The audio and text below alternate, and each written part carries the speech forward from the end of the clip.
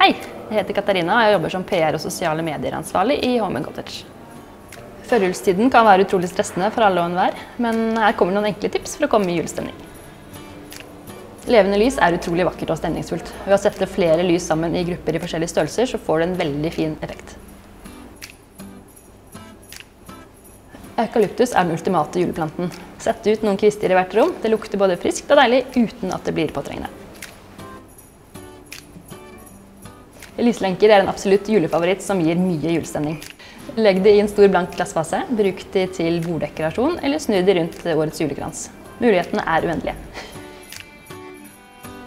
Siste tips fra oss er å servere chai-te i fine glass med kanelstang.